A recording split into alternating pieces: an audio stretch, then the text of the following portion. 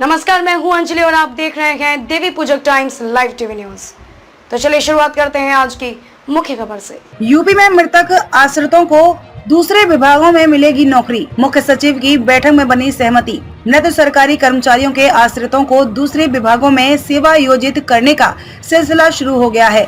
मुख्य सचिव दुर्गा शंकर मिश्र की अध्यक्षता में गठित उच्चाधिकारी प्राप्त समिति की सोमवार को हुई बैठक में 37 मृतक आश्रितों को अन्य विभागों में नौकरी देने पर सहमति बनी है। इन मृतक आश्रितों को औद्योगिक विकास, कृषि, राजस्व, होम्योपैथी तथा वन एवं पर्यावरण विभागों में नौकरी दी जाएगी।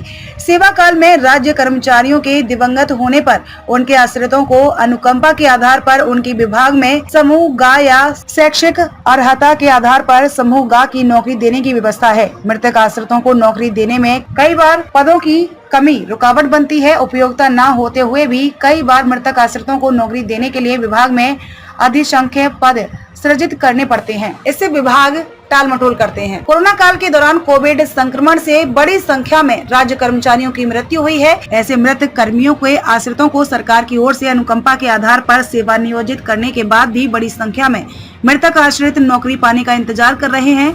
कई विभागों में पद खाली नहीं है। कई अन्य विभाग ऐसे हैं जिनमें बड़ी संख्या में पद खाली हैं। इसीलिए सरकार ने पिछले वर्ष यह निर्णय लिया था कि यदि मृत राज्य कर्मचारी के मूल विभाग में पद खाली न हो तो उनके आश्रितों को किसी अन्य विभाग में नौकरी दे दी जाए। इसके लिए मुख्य सचिव के अध्यक्षता में उच्चाधिकारी प्राप्त समिति गठित की गई। राज्य सरकार के इस निर्णय के क्रम में औद्योगिक विकास, राजस्व, वन एवं पर्यावरण, कृषि, चिकित्सा एवं स्वास्थ्य विभागों ने अपने यहाँ अन्य विभागों के मृत आश्रितों को सेवा नियोजित करने पर सहमति दी थी। वहीं 3 विभागों नागरिक उड्डयन, राज्य संपत्ति और आयुष ने बताया था कि उनके यहाँ पद खाली नहीं है। उच्चाधिकारी प्राप्त समिति की बैठक में 37 मृतक आश्रितों को 5 विभागों में सेवा नियोजित करने पर सहमति बनी। बैठक में मुख्य सचिव ने कहा कि मृतक आश्रितों को अनुकंपा के आधार पर नियुक्ति देने के लिए जिन विभागों ने रिक्त पदों की जानकारी नहीं दी है, वह जल्द से जल्द कार्मिक विभाग को इसकी जानकारी उपलब्ध करा दें, ताकि नौकरी के लिए आश्रितों के आवेदन को जरूरत के आधार पर संबंधित विभागों को भेजा जा सके।